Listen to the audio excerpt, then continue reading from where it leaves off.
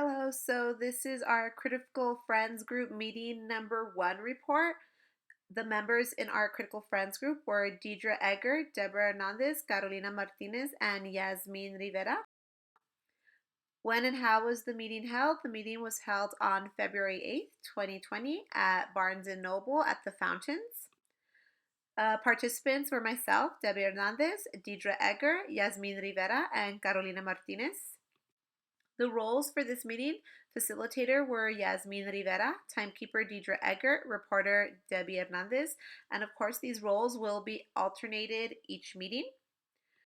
So we decided to begin with Passion 3, which was Yasmin Rivera, and this is the focus on developing content knowledge. So one of the discussions we had with Yasmin's wondering statement was her concern for content knowledge that her students were receiving. She had expressed that she had now become more of an elective teacher, so she wasn't quite aware of the content that her students were receiving in her math classes. And so her question was, what hands-on activities can be done to make a function, linear, quadratic, or exponential equation more relatable? And so when we reflected on our readings, we realized that Dano and Yendo Hoppy in Passion 3 stated that this passion is a three-step process where you need to have your proposed question first, which Yasmin already has. And then we later discussed how she felt that her students were not making connections to the content, and that through this passion she wanted them to be able to see how what she was teaching them was relevant and relatable. So, in order for her to gain more content knowledge, we said that she would have to move on to the next two steps of this passion, which would include her looking into resources that were going to inform her question. And then finally, she would be able to figure out the last part, which was creating a developmentally appropriate content for her students. Our next passion was Passion 4, which is the desire to improve or experiment with teaching strategies and teaching techniques. This is my passion. And so my statement was on how to improve comprehension strategies of my students in AP World History. That's the purpose of my inquiry. I had mentioned to the group how there was a lot of misconceptions for students who are taking advanced academics, especially in their comprehension. Deidre agreed with what I said as she expressed her own experiences in high school in AP classes and the difficulty she had in reading difficult passages. So I told her that hopefully in learning new strategies, I would be able to help improve my students' comprehension. This falls in line with Dana and Yendel Hoppy's information on Passion 4 and how a systematic study would be able to allow me to investigate other strategies and see how well the strategies I've used do or do not align with my teaching, and how that systematic study will allow me to find better strategies and hopefully improve the comprehension of my students. The next passion is still on Passion 4. This was by Carolina Martinez. So when we discussed with Carolina about her wondering statement, she stated that she wanted to know how the quality of Spanish children's literature in my dual language classroom impacts student acquisition of academic language in L1 and L2. So she had mentioned how when in the dual language classrooms, the literature in Spanish was not as rigorous, or we said maybe it was watered down. And when we looked at it, she said how when she looked at it in English, if there was a lesson given in English, it was much more rigorous in comparison to that given in Spanish. So she said also that the quality of literature was limited as well. So I asked her how a dual language classroom functioned because I was unfamiliar with this classroom setup, and she was able to explain it to me quite well about the different methods or approaches in a dual language classroom.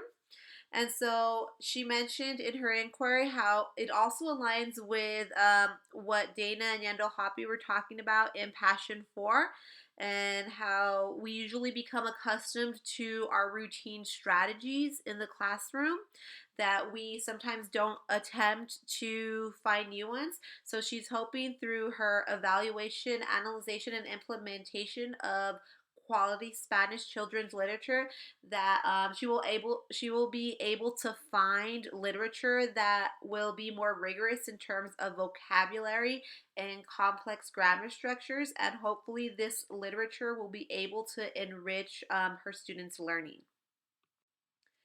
Lastly was Passion 5, the desire to explore the relationship between your beliefs and practices. This was Deidre Egger's passion. So her concern was how she could implement her teaching philosophy, classroom management, and cross-curricular lessons. Her wondering was, how do I provide the same structure in core classes in a Spanish class and provide cross-curricular lessons in languages other than English?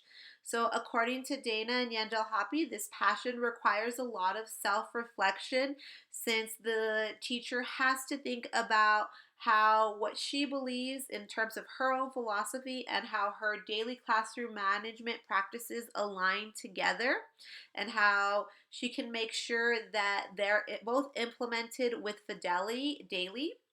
So this was interesting when we had this discussion with her, because Deidre revealed that she will actually begin her first year teaching very soon, and she'll be able to actually combine her philosophy and her classroom management practices together to truly see how aligned they are when she has her own classroom.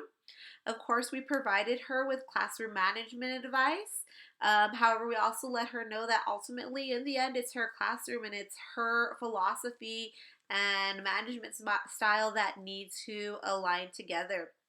And hopefully, in combining these two, she'll be able to also meet the second part of her wondering, which is being able to deliver very enriching cross curricular lessons in Spanish as well.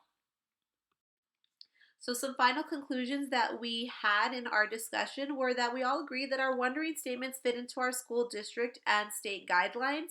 Um, we see this through our individual professional development, especially through this teacher inquiry, as we're going to be able to examine interests and felt difficulties that we see in our classrooms and see how we can improve on those and hopefully enrich the learning of our students.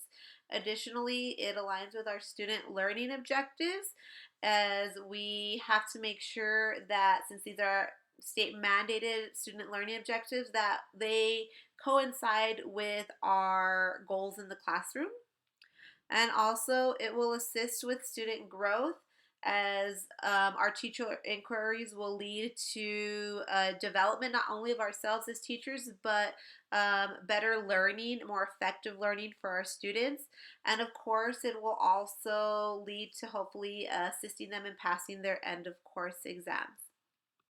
So that is the conclusion of our Critical Friends meeting, report number 1. And I look forward to seeing how we have advanced in report meeting number 2. Thank you.